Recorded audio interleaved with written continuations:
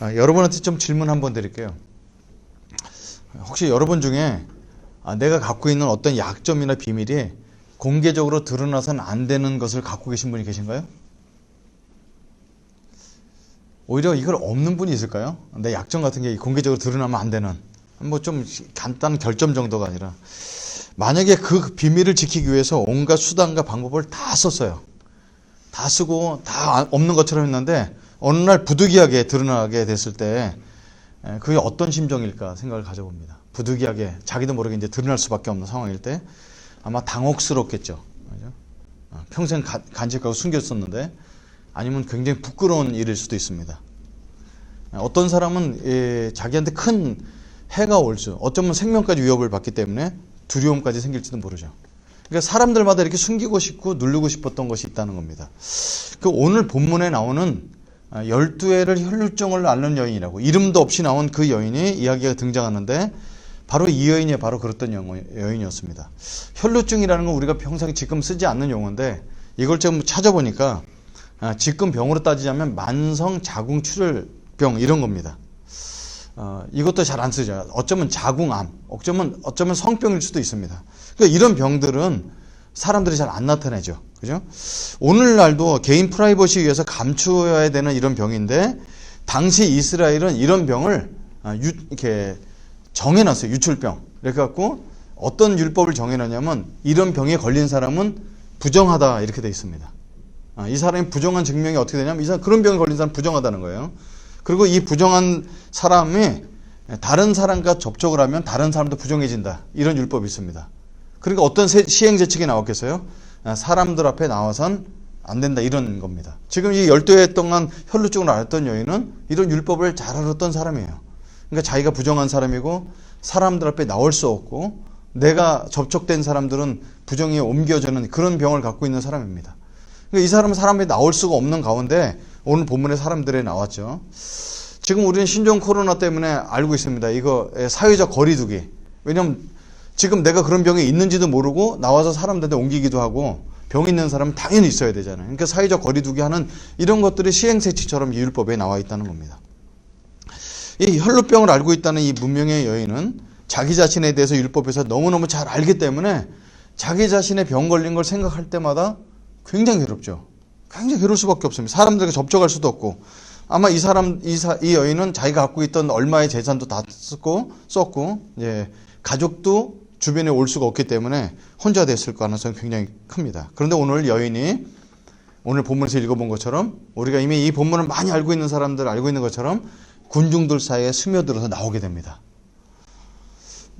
이 여인이 군중들 앞에 나온 이유는 간단하죠. 병이 낫기 위한 건데, 성경에 이 여인에 대해서 어떻게 표현하고 있냐면, 많은 의사에게 많은 괴로움을 받았고 가진 것도 다 허비하였으나 아무 효용이 없고 더 중하해졌더라라고 기록하고 있습니다. 그러니까 이제 이 병을 고치려고 의사도 만나보고 재정도 썼지만 많은 사람에게 많은 고통을 당하여서 병이 더 중하해졌던 사실입니다. 그녀는 모든 재산, 모든 방법을 다 썼는데 악화되었기 때문에 오늘 최후의 방법을 갖고 나오게 됐어요. 그래서 원래 모든 사람들 병 고치려면 예수님께 달려와서, 예수님, 내가 이런 병 갖고 있습니다. 내 병을 고쳐주십시오. 이렇게 엎드리면 되지만, 이 여인은 사람들 앞에 나올 수 없는 사람이기 때문에 괴로운 사람이죠. 그렇기 때문에 이 드러내기 힘든 병을 앓고 있었기 때문에 이 사람이 갖고 있었던 다른 방법을 씁니다. 이 여인이 어떻게 해서 그 사람들 앞에 나와서 다른 방법을 쓰도록 나오게끔 만들었을까요? 간단하죠. 간절함이에요. 간절함. 병을 고치겠다는 간절함. 자기가 있는 방법을 다 썼는데 안 되니까 사람들 앞에 거의 12년 동안 거의 나오지 않았던 그 여인이 사람들 앞에 나올 수 있는 용기를 가졌던 것은 그 여인이 가졌던 간절함 때문에 그렇습니다. 간절해지면 자존심이 없어집니다. 만약에 우리 자녀들에게 큰 문제가 생겨서 내가 해결해야 되는데 내가 무릎 꿇어서 고쳐질 수 있는 병이라면 그동안 갖고 있던 내 사회적 지위의 체면 이런 거 다 내려놓고 무릎 꿇을 겁니다. 야이로가 무릎을 꿇었던 것처럼. 간절함은 그렇게 자존심이 없어지게 되고, 정말 간절해지면 모든 것을 희생할 모험심이 생긴다는 거죠. 그래서 이 여인은 사람들 앞에 바로 나올 수가 없어서 아무것도 의지할 수 없어서 사람들 예수님 뒤로 몰래 다가갑니다. 그녀는 예수님만이 고칠 수 있다는 병을 알고 어떻게 생각을 했냐면, 예수님을 내가 감히 만나서 얘기할 수 없어. 근데 예수님의 옷깃만 만져도 내 병을 고칠 수가 있어.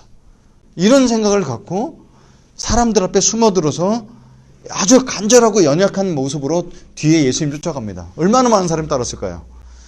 사람들을 눈에 피해 한 명의 군중인커처럼 몰려가다가 아무도 눈치 못 채게 예수님의 옷깃을 살짝 만집니다.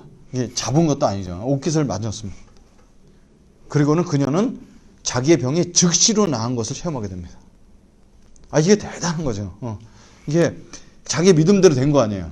그러면 이 사람, 일반 사람 같으면 자기 병이 나았다는 것을 몸이 확 느끼면 할렐루야! 내 병이 낫습니다! 이렇게 하는 것이 일반적인 방법인데 오늘 성경은 이 여인의 참 다른 모습을 보여주고 있어요. 그 여인이 병을 난 것을 느끼는 두려움이 엄습해 옵니다. 성경은 이렇게 말씀하고 있습니다.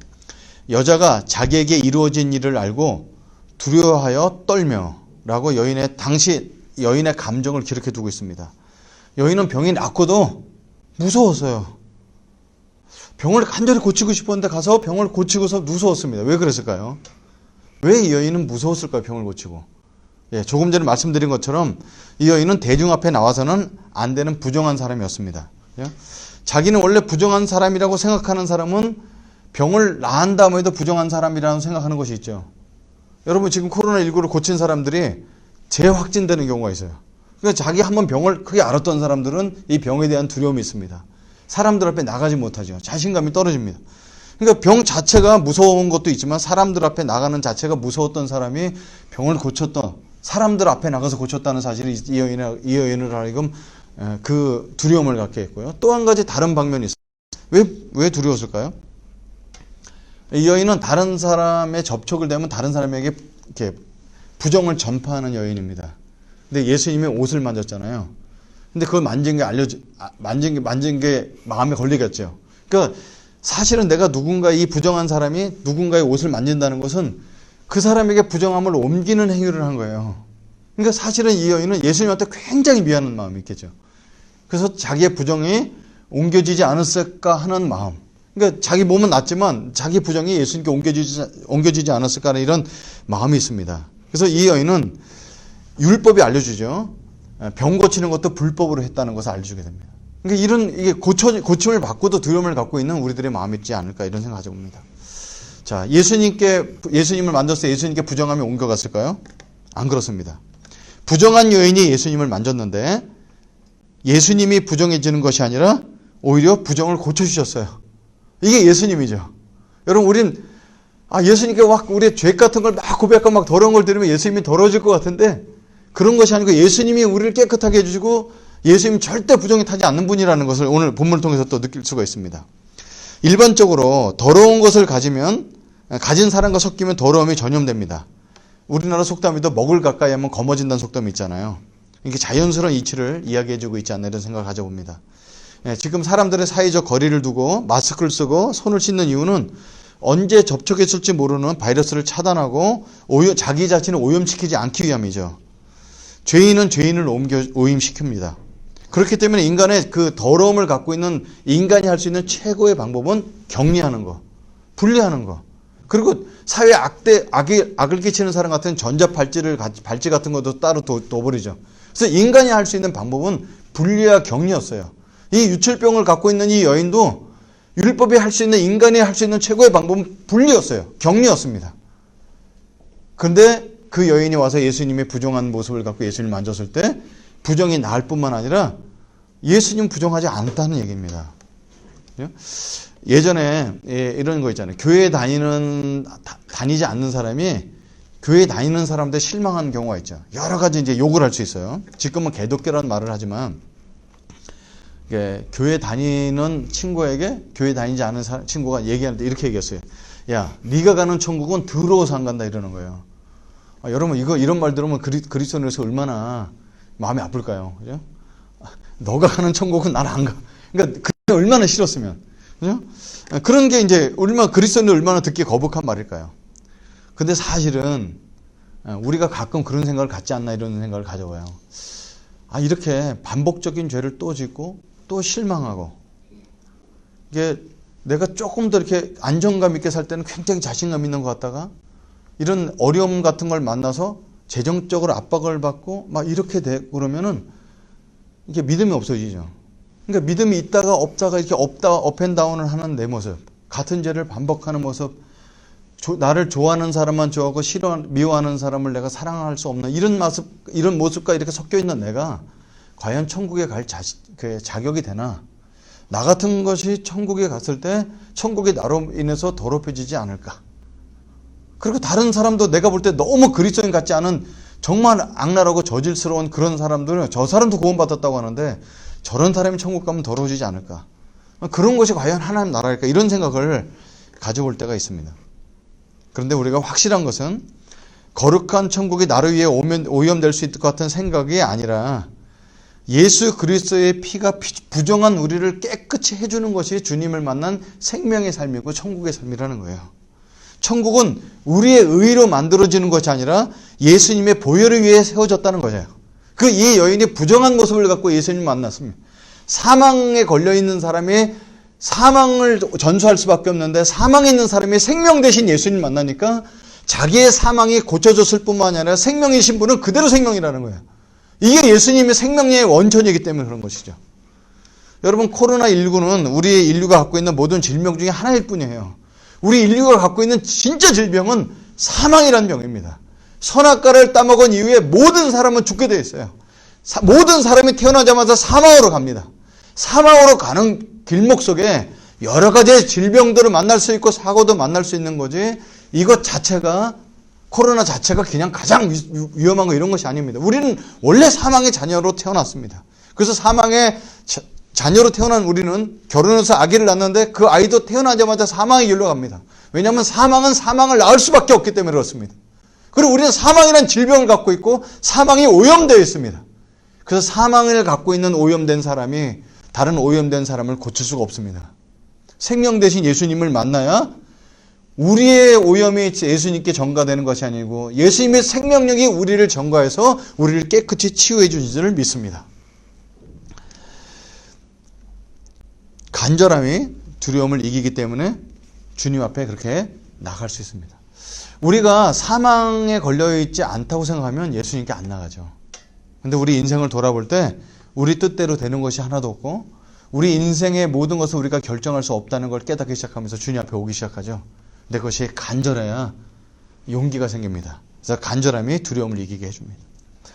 근데 이렇게 여인의 고침을 받고 끝났다 이렇게 하지 않습니다. 성경은 예수님의 돌발 행동이 있습니다.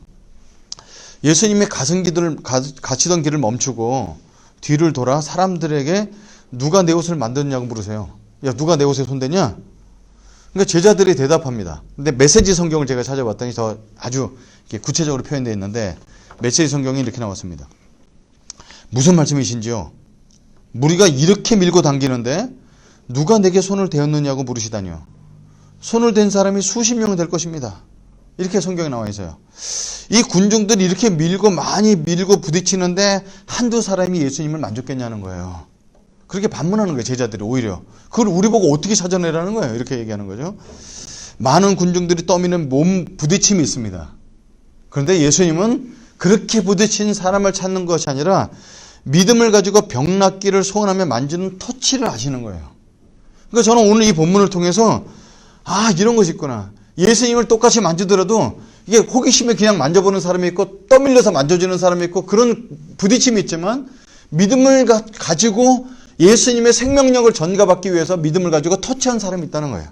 예수님은 많은 군중을 찾으시는 것이 아니라 믿음으로 터치한 그 한 사람을 찾으신다는 사실을 오늘 느끼게 됩니다. 예수님에 대한 이야기, 소문을 들은 많은 사람들이 있습니다. 그런 사람들 다 똑같이 예배자에 나올 수 있습니다. 그러나 그냥 맛보고 싶어하는 사람과 자신의 연약함을 알고 다가가서 오늘도 예배자리에서 예수님을 믿음의 터치로 하는 사람들이 있다는 거예요. 온라인으로 예배 드리지만 그냥 앉아서 드리는 것이 아니고 믿음의 터치를 가지고 예수님 앞에 간절함이 나오는 사람이 있다는 거예요. 예수님은 그 사람을 기억하신다는 거예요. 자기를 만진 사람이 많지만. 여러분 저한테 이런 게 경험이 있어서요. 제가 예수님을 믿고 나서 제일 전도하고 싶은 사람이 누구였을까요? 저희 어머니입니다. 네, 평생 불교로 사시고 5대 독자인 나한테 모든 기대를 걸고 계셨던 어머니. 근데 제가 예수님 믿고 막 교회 나가서 열심히 하니까 너무 힘들어 하셨죠. 그렇지만 저는 어머니가 예수님을 믿고 나오게 되면 행복하게 엄마하고 저하고 둘밖에 없는 생활을 행복하게 살 거라 생각했어요. 그러니까 제 일생의 최대 과제는 어머니를 전도하는 거였습니다. 그래서 어머니한테 나가서 얘기하고 잘하고 주변 사람들이 가족 모금을 해서 기도 제목을 부탁하고 많은 사람들이 기도를 받으면서 어머니를 계속해서 설득했습니다. 엄마, 딴 건 그만두고 그냥 예배 한 번만 드려보자. 한 번만. 엄마가 생각하는 교회는 그런 곳이 아니야. 딱 예배 한 번만 드려보자. 그래서 어머니한테 진짜 잘해드렸어요. 뭐 다리도 주물러드리고 다 하고 제가 온 빨래도 다 하고 엄마한테 별 이렇게 애교를 다 떨고 제가 그런 거 어른들한테 잘하거든요. 그래서 어머니가 한 번은 나가준다고 약속하셨어요. 저희 어머니는 나간 목적이 좀 달랐겠죠. 그래서 어머니 딱 나갔습니다. 자, 주변 사람 제가 기도 부탁을 많이 하고 갔죠. 그 당시 제가 나갔던 신당동의 교회는 꽤 컸어요. 한 개 좌석에 앉아서 400명, 500명이 동시에 예배 드리는 곳이었는데 쭉 가서 이제 중간 정도의 자리죠. 앞에 가려니까 엄마가 뒤에 가자 그래서 이제 중간 뒷 정도에 이제 앉아서 예배를 드리는데 저는 얼마나 간절했겠어요. 어머니가 이렇게 예배를 드리다가 성령의 체험을 확 받으셔갖고 이 열두의 혈병 아니면처럼 갑자기 막 갖고 있는 염주 다 던져놓고 주님을 찬양합니다. 이런 걸 기대하고 간절한 마음으로 아침에 금식하고 어머니를 모시고 왔습니다. 조마조마했어요. 어머니가 또 돌발 행동을 하시면 어떡하나 하는데 어머니는 보니까 예배는 전혀 관심 없습니다. 주변을 계속 두리번 살피면서 나쁜 놈들이나 우리 아들을 이렇게 변화시킨 데는 어딘가 두리번 거리시는 거죠. 어머니는 다른 것에 관심이 있어요. 내 아들을 뺏어간 교회가 어떻게 생겼나 이게 보시는 거예요. 특히 이제 헌금 시간 하세요.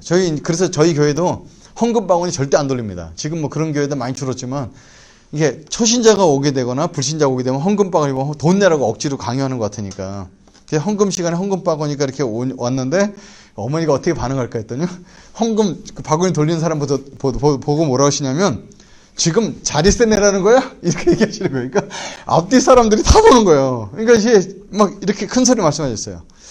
여러분, 그거예요. 아들에게 끌려오신 어머니의 마음은 제가 충분히 이해되죠. 근데 저의 간절함에도 불구하고 전혀 간절하시지 않은 어머님은 처음 참석하신 예배에서 어떤 것도 얻으실 수가 없으셨습니다. 아쉽죠. 어머니랑 드렸던 공적인 예배에서 처음이자 마지막 예배였는데 어머니는 어떤 것도 얻으실 수가 없습니다. 여러분, 이 세상에 지금 예배를 드리고 있는 사람 중에 저희 어머니 같은 분이 없을까요? 관찰자나 또 군중이 되어서는 은혜를 받을 수가 없습니다. 예수님께 나오는 간절함이 있어야 되고 믿음의 터치가 있어야 되죠. 근데 여러분, 믿음의 터치나 그 간절함은 신앙의 연륜과 전혀 상관이 없다는 사실입니다. 오히려 예수님 믿은 시간이 오래될수록 순전한 마음으로 나오기가 굉장히 힘들어요. 여러분, 저 같은 사역자는 예배를 하도 인도하고 살아서 지금 예배 주님께서 임재하시고 내가 주님께서 주셨던 감동을 증거하려고 말씀을 준비하고 하면서 예배를 인도하려고만 하지 예배를 드리는 삶을 많이 못 삽니다. 그래서 오히려 오래된 사람, 사역자일수록 이 간절함과 순수한 마음 갖고 나기가 굉장히 어렵습니다. 그래서 예수님께서 처음 된 자가 나중되고 나중된 자가 처음 된다고 경고를 하셨어요. 여러분, 제가 초신자 때 이 말씀을 듣고 얼마나 위로가 된지 몰라요. 내 주변의 사람들은 다 모태신앙에서 교회 다닌 지 오래됐는데 나 예수 믿은 지 몇 개월밖에 안 됐어. 말씀이 내가 나중됐지만 처음 될 수 있구나. 그렇게 됐습니다. 그러나 지금은 예수 믿은 지 30년이 넘고 목사가 되니까 이 말씀이 굉장히 도전이 됩니다. 도전되시죠? 모태신앙도 여기 4대째 도전되시죠? 그러니까 이 말씀이 두려워요. 처음 된 자가 나중되고 나중된 자가 처음 된다는 사실이. 저는 이 말씀을 준비하는 것도 이게 하도 많이 하면은요, 이게 타성이 젖을 수가 있어요. 지금도 제가 어떤 생각을 가져보냐면 24살 때 제가 사역자가 됐거든요. 서강대학교에서 사역을 할 때인데 그 당시는 이제 훈련생이라고 해서 이제 선배님들 따라다니면서 그냥 배우는 시간인데 2학기쯤 되었을 때 저한테 설교 시간이 한번 주어졌어요. 여러분, 제가 성경도 잘 몰랐죠? 그리고 저는 군대도 안 갔다 와서 갔다 오면 여기 이 설교할 때 보면 학생들이지만 저녁 때 드리는 학생 예배지만 군대에서 복학한 사람이 많습니다. 그래서 이런 저보다 나이가 많은 사람들 앞에 설교를 해야 되는데 굉장히 무섭고 두려웠어요. 여러분, 그 당시는 컴퓨터가 없는 시절입니다. 그래서 제가 어떻게 설교를 준비했냐면 유명하신 목사님이 제가 질문했었어요. 설교 세미나에 갔을 때 목사님 어떻게 설교 준비하십니까? 그랬더니 웃으시면서 흰 종이에 연필로 설교를 준비합니다. 이렇게 하시는 거예요. 그래서 제가 설교는 연필을 준비해야 되는구나. 그래서 24살 때 정말 본문 한 잡고 일주일 내내 묵상해서 연필로 설교를 썼어요. 연필로. 또 읽어보고 고치고 해갖고 원고 거의 완성됐을 때 이걸로 들고 가지 않고, 제가 서강대 사역했으니까 서강대가 빨간 스프링 달린 노트를 준비해갖고 거기 노트에다가 볼펜을 쓰면 이게 정성이 없어 갖다갖고 만년필로 8장을, 앞뒤로 8장을 써갖고 설교를 준비하고 새벽 3시, 4시까지 묵상하고 연습했던 기억이 나요. 그리고 그 다음날 아침 내내 전도하고 돌아다니면서 점심 먹을 때는 이거 계속 묵상했겠죠. 두렵고 떨림으로 원글을 읽으면서 설교를 마쳤던 첫 번째 설교를 기억합니다. 그때 많은 선배님들이 와갖고 은혜 받았다고 많이 격려해 줬어요. 제 생애 첫 번째 설교였어요. 사실은 제가 이 마음을 지금도 가지고 있고 주님 나라 갈 때까지 갖고 있다면 저는 이게 큰 교회를 하든 이런 것과 전혀 상관없이 성공이지 않을까 생각을 가져봐요. 이 간절함은 두려움을 이기게 해주거든요. 그죠? 간절함은 두려움을 이기게 해줬던 그 여인의 모습이 우리 모습 속에 다 잠재력을 갖고 있습니다. 그죠? 그래서 오늘 함께 드리는 이 예배가 우리 모두에게 믿음의 터치가 되는 간절함이 묻어있는 예배가 되기를 간절히 축원합니다. 한 가지 더 좀 보도록 하겠습니다. 예수님은 그 여인을 이렇게 불러내셨어요. 이게 저는 굉장히 궁금했어요. 처음에 예수님을 이제 믿고서 이 성경을 읽었을 때, 이 여인을 이렇게 당황스럽게 만들까, 예수님이. 그런 생각을 가졌어요. 전지전능하신 예수님께서 누가 자기를 터치했는지 모를 것도 아니고, 군중들 앞에 그 여인이 부끄럽고 두려운 상태를 살짝 덮어주지 않고 왜 드러나게 했었을까? 그 여인의 상태를 아시는 주님이 누가 나를 앉아 고쳤구나. 혈루증 앓는 여인이구나. 잘 조용히 고침을 받았다. 이렇게 놔둘 수 있는 사랑의 하나님이라고 생각했는데, 한번 이렇게 생각해 봅니다. 만일 예수님이 자신을 터치하고 병 고침을 받은 사람을 그냥 두었다, 이렇게 생각하면 어떨까요? 그 여인은 그 자리에서 조용히 창피함이나 이런 두려움 없이 갈 수 있었겠죠. 근데 그 여인은 병 고침을 받고 그냥 끝납니다. 그리고 그녀의 마음속에는 율법을 어긴 불법적인 방법을 가지고 병을 고친 마음으로 죄책감이 늘 남아있을 거예요. 이게 간증도 못해요. 왜? 이게 불법으로 고쳤기 때문에. 그러니까 평생 죄책감은 남게 되죠. 그래서 예수님은 그 여인을 찾아내서 나와서 자기가 고백하게 만들고 나서 여인에게 이렇게 얘기합니다. 여인아, 내가 율법을 어기고 사람들 앞에 나온 것을 겁내느냐? 아니다. 오히려 나를 구원자로 여기고 믿음으로 나온 것이 훨씬 잘한 거야. 내 속에 있는 그 믿음이 너를 구원하였어. 율법은 사람을 정죄합니다. 너 이 율법을 어기고 여기 나와서 많은 사람들과 율법과 이 여인의 양심은 그렇게 얘기하고 있는데, 정말 살아계신 주님은 너 속에 있는 내 믿음이 너를 구원하였어. 이런 거잖아요. 여인의 믿음이 구원한 건 사실은 아니죠. 그 믿음 때문에 예수님께 나와서 예수님이 구원시켜주신 것이죠. 근데 예수님은 너는 아무것도 한 게 없어, 내가 구원했어, 이렇게 하지 않고 내 믿음이 구원했죠. 그 여인의 죽어진 자아상과 어려움을 다 끊어서 회복시켜 주신다는 거예요. 거기다 한마디 더 해주시죠. 따라 라고 불러주십니다. 오랜 병으로 인해 가족이 없을 그 여인에게 하나님이 가족이 되어주시는 구원의 선물을 주시는 거예요. 그 여인이 바랬던 그 이상의 것이었어요. 우리는 고통이 생기면, 우리 삶 속에 고통이 생기면 하나님께 기도하거든요. 그 고통을 없애달라고, 고통에서 벗어나게 해달라고 계속 기도합니다.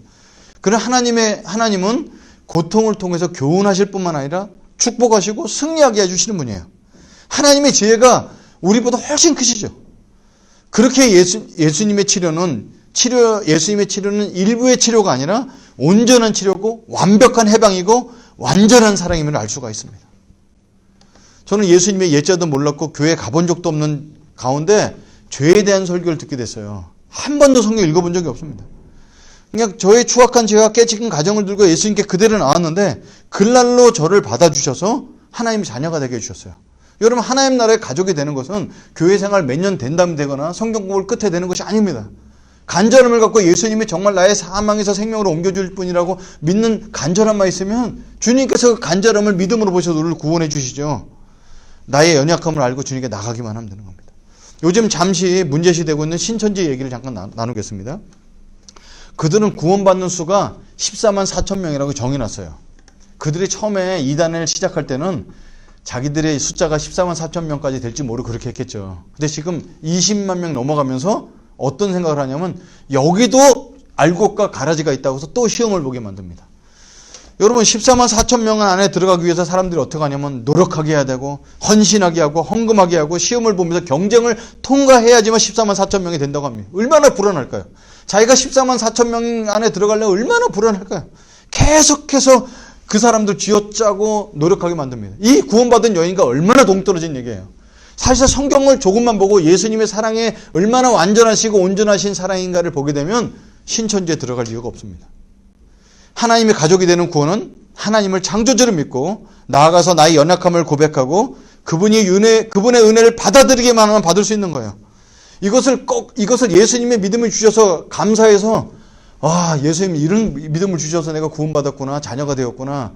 그 예수님이 어떤 분이지? 그래서 성경 공부하고 예수님을 만난 그 기쁨 때문에 예배하고 그래서 너무 감격스러워서 내가 드린 물질을 갖고 어려운 사람 도울 수 있도록 헌금하는 건 이런 건 너무 좋은 거예요. 그런데 성경 공부하고 시험을 보고 예배를 드려서 이런 게 쌓여갖고 남보다 뛰어날 때 구원제 준다. 이건 복음이 아닙니다. 이건 이단이 하는 거예요. 이건 완전 율법이고 거꾸로입니다. 하나님의 가족이 되는 것은 오직 예수님의 사랑과 은혜로 되는 거예요. 그래서 이거를 거꾸로 하는 것은 다 이단이에요. 혹시라도 방송을 보면 혹시 신천지에 관계되신 분이 있다면 이 예수님의 깊은 그 은혜로운 사랑 속에 빠져서 나오시기 바랍니다. 오늘의 본문은 마가복음의 저자인 마가가 잘 쓰는 방법을 써요. 그건 뭐냐면 샌드위치 구조입니다. 마가는 이렇게 마가복음을 보면은 앞에 이야기를 시작해놓고 중간에 갑자기 다른 이야기가 있다가 그 이야기에 대한 마무리를 해줘요. 오늘 야이로의 딸을 고쳐주는 과정이 있는데 그 사이에 이 여인의 이야기가 있는데 이 여인에 등장하기 전에 회당장인 야이로가 나옵니다. 근데 이 유대교에서 회당장이라는 것은 어떤 거냐면 굉장히 영향력 있는 위치였거든요. 지금으로 말하자면 목회자이면서 신학자이고 정치인이면서 공무원입니다. 그러니까 나이도 제법 많았을 거예요. 예수님은 30대 초반이었을 거고 이 사람은 최소한 40대 중후반이었는데 그 앞에 와서 엎드리죠. 그리고 제가 조사해 보니까 야이로라는 이름의 뜻이 내가 살리리라 이런 뜻이에요. 부모가 자녀 이름을 지어줬을 때 야 너는 이렇게 종교적으로 뛰어나서 우리 민족을 살리는 사람이다 이렇게 지어줬겠죠. 우리 딸 이름을 제가 이루리라고 지으면서 주의 뜻을 이루라 이렇게 줬던 것 그런 염원이 담았을 거라고 생각해요. 근데 너무나 아이러니하게도 생명을 살리는 목회자이고 율법을 잘하는 신학자이면서 내가 살리리라 하는 이름을 가진 그 사람이 정작 자기 딸을 못 살립니다. 왜 하나님은 특별히 이 사람이 나와서 엎드리는 환경을 만드셨을까요? 왜 이 사람이 등장했을까요? 당시 유대교에는 생명력이 없음을 단적으로 표현하는 사건이에요. 야, 종교에는 생명력이 없어. 이름을 그렇게 생명력 있는 이름을 갖는다고 해도 유대교라는 것에 회당장이 돼도 생명력을 가질 수 없는 걸 보여줍니다. 회당장이었던 야이로는 아침에 토라를 읽고 가르치고 하루에 5번 기도하고 헌금을 거두어 회당을 관리하고 종교 행위로 삶을 가득 채웠을 사람입니다. 삶과 죽음의 문제에 대해서는 답을 할 수가 없었습니다. 그의 종교 생활은 예수님과 관계가 없었기 때문입니다. 종교는 사람을 구원할 수가 없습니다. 구원은 오히려 이런 야이로였던 회당장이었던 야이로에게 가까웠던 것이 아니라 오히려 믿음을 갖고 나갔던 무명의 여인에게 단서가 있었어요. 부정하다고 자신을 정죄한 율법을 고통을 주었습니다. 가족을 잃게 했습니다. 행복도 잃게 했습니다. 그녀가 예수님께 나아간 것은 그동안 쌓았던 인맥도 선행도 아니었고 나 같은 것도 치료해 주실 예수님이라는 것. 나는 사망의 고통에 있다는 것을 깨달은 그 마음의 태도와 그 간절함이 주님께 나가게 했고 그것을 믿음으로 바쳤던 예수님이 고쳐주시고 사망에서 생명으로 옮겨주신다는 사실입니다. 예수님은 그녀의 믿음을 보셨습니다. 고쳐주셨을 뿐만 아니라 그녀를 가족으로 만들어 주셨고 그 사람을 완전히 해방시켜 주셨어요. 이거의 복음입니다. 여러분 누군가 복음을 들었을 때 성경 이야기를 들었을 때 나를 더 억제고 뭔가 더 노력하게 만들고 나를 더 힘들게 만들고 눌리는 것은 복음이 아닙니다. 복음은 우리를 자유케 합니다. 성경에 진리를 알지니 진리가 너희를 자유케 하리라고 말씀하셨어요. 이게 진짜 복음이에요. 진정한 성경을 말하는 모든 사람을 복되게 하고 자유스럽게 만드는 것이 구원의 소식입니다. 종교에는 생명이 없습니다. 종교는 형식을 만들어내고 종교는 억압합니다.